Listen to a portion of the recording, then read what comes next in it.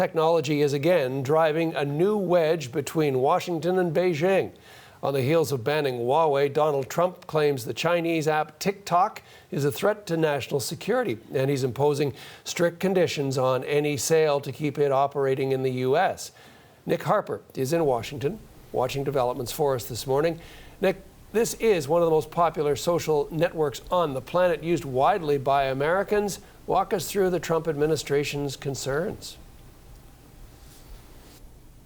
Morning, John. Yeah, hugely popular here. It's thought about 80 million users are in the United States. But for the Trump administration, it all comes down to concerns over national security. They say, because TikTok is owned by a Chinese company, that information, personal and private data of American users is being harvested by the company and then given directly to the Chinese government. They're worried about things like facial recognitions, users' addresses and phone numbers. They've already banned the US military from using TikTok. Mike Pompeo, the US Secretary of State, was speaking on Fox News over the weekend. This is what he had to say about those concerns.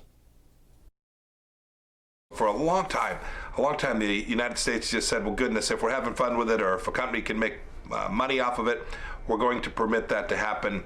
President Trump has said enough, and we're going to fix it. And so he will take action in the coming days with respect to a broad array of national security risks that are presented by software connected to the Chinese Communist Party.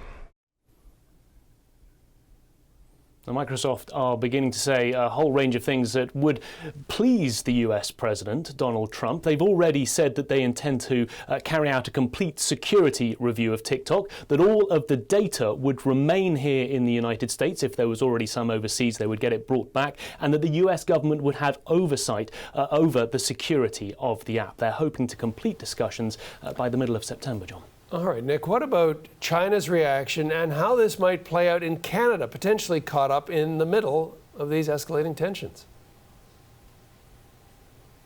Well, as you'd imagine, China are not happy about this. They've been speaking during the course of our Monday saying that the US is stretching the concept of national security and that they're doing so without any evidence. In the past, they've accused the US of double standards. They say that they want a fair playing field. But yes, it puts Canada in a particularly tricky spot, because do they jump on the bandwagon to ban TikTok? At this stage, they aren't considering it, it would seem. But if they did, it would put them probably in the target, in the crosshairs of the Chinese government, who have already given their ire and their anger at the US government, and likely would turn it on Canada as well if the Canadian government were to go ahead with plans to ban the app in the country as well.